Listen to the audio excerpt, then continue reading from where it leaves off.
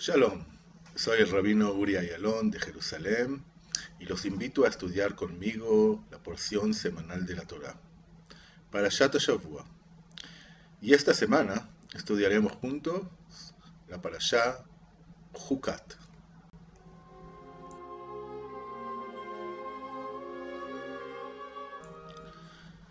¿Y cuál es el tema central de nuestra Parashá?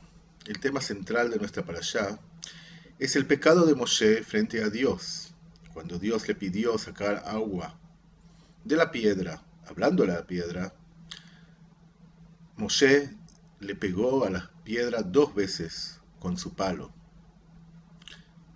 Ese momento es el momento central y el tema central de nuestra parashá.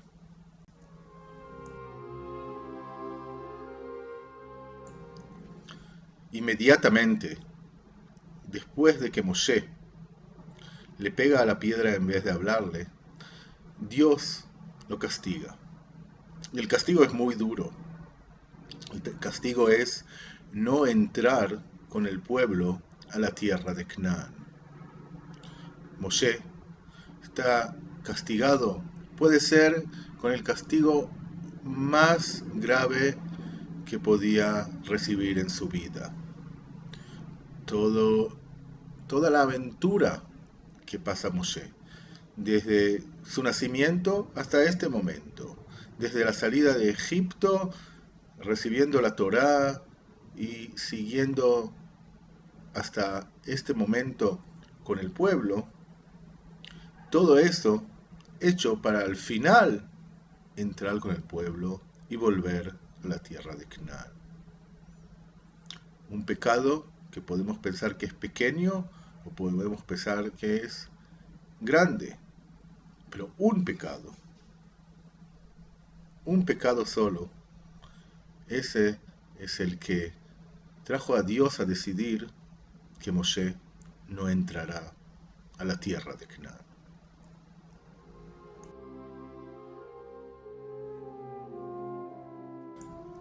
¿Y cómo podemos entender ese momento?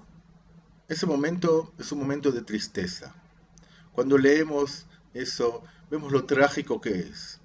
Y lo que sentimos adentro es, pero ¿cómo puede ser? ¿Cómo puede ser que al final de todo lo que Moshe hace, al final no va a completar su misión?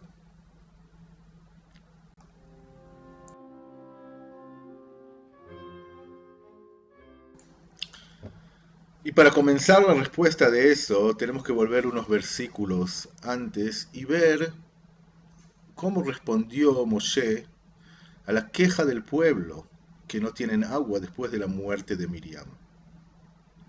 Ese es un momento dramático, un momento que vemos que el pueblo está dividido en dos.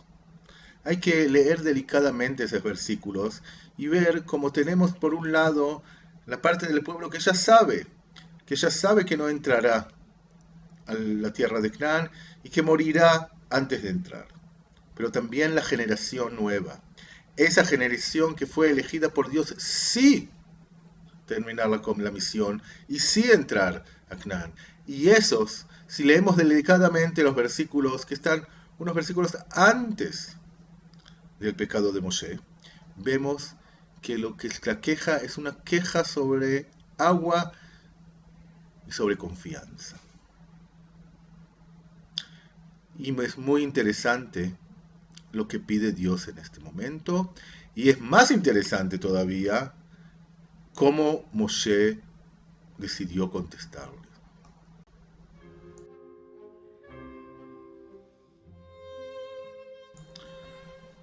Moshe contesta esa queja de una manera furiosa, una manera que es totalmente diferente de lo que hacía hasta este momento, de tratar de entender al pueblo. Pero puede ser que el relato de Korah y eso que alguien trató de revolucionar en contra de Moshe, ese le cambió un poco el carácter.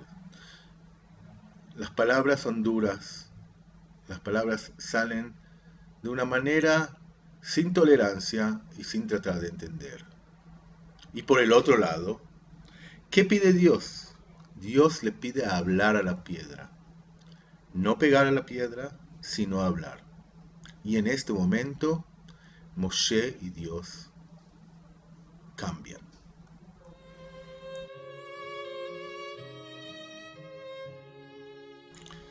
En este momento, Dios entiende que para hablar con la generación que va a entrar a la tierra de Canaán, hay que construir de vuelta la confianza.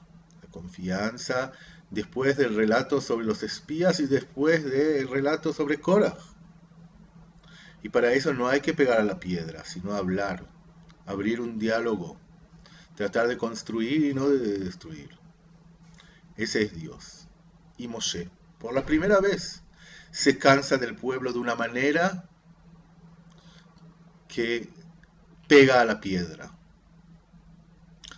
Ese es un momento en el cual vemos cómo se cambiaron Dios y Moshe. Dios que siempre después de cada queja del pueblo le decía a Moshe, Moshe, destruimos todos y comenzamos algo nuevo. Y Moshe siempre lo convencía, no, seguimos la misión.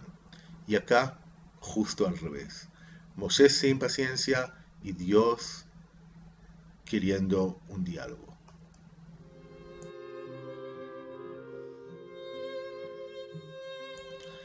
Entonces, ¿por qué ese castigo tan duro?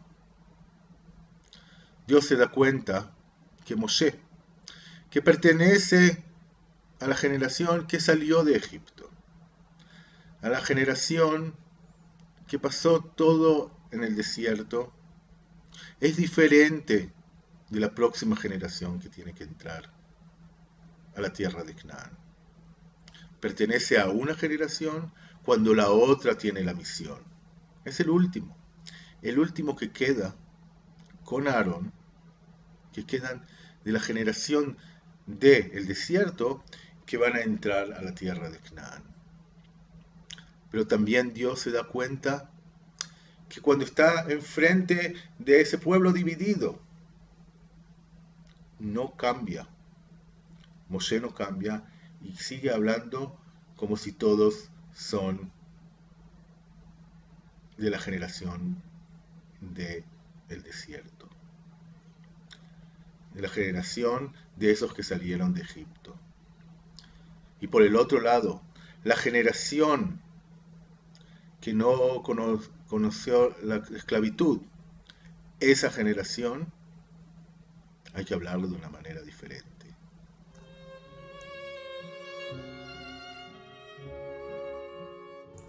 En ese momento, Dios decide que puede ser que se necesita otra figura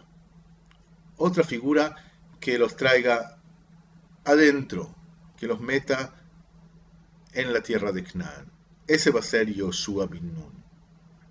Pero también nos enseña una clase muy interesante, que el que saca al pueblo de Egipto no seguro tiene que ser el que va a meter y que va a entrar con el pueblo a la tierra de Canaán. Que puede ser que a veces un líder tiene una misión muy grande, muy especial, pero que se termina en un momento, y de ese punto necesitamos un nuevo líder. Esa conclusión no es una conclusión nada más para Moshe y Yoshua. Esa conclusión es una conclusión para nuestra vida hoy en día también.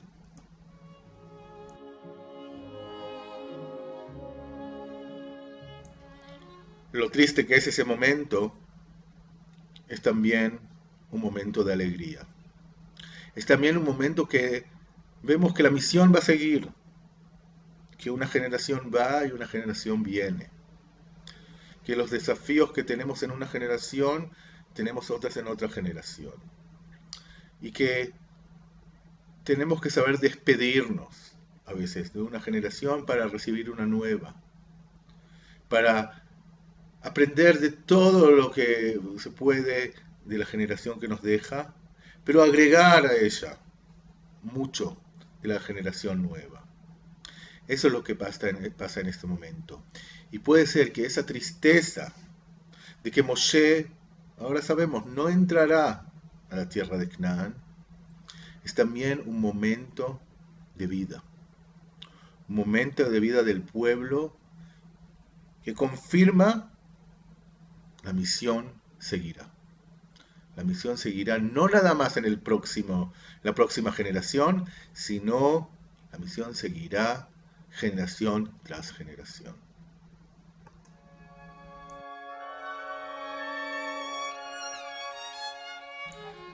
¿Y qué nos llevamos con nosotros a la mesa del Shabbat? De este relato tan duro sobre el pecado y el castigo, podemos aprender mucho sobre nosotros, aprender mucho sobre el momento en que sabemos que nuestra misión se termina o el momento en el que sabemos que nuestra misión comienza. Eso no es triste, eso es contento. Saber pasar la torcha de una generación a la otra es algo muy importante con un valor muy muy grande. Y a veces queremos quedarnos un minuto más, hacer una cosa más. Pero la verdad que adentro de nuestro corazón sabemos que llega el tiempo para que la próxima generación siga lo que nosotros comenzamos, lo que nosotros juntamos y agregamos a las generaciones pasadas, pero también escuchar, también oír las nuevas voces, incluirlas en nuestra vida y desearles un gran buen viaje. Les deseo a todos un Shabbat Shalom, un lindo y tranquilo Shabbat Shalom desde Jerusalén.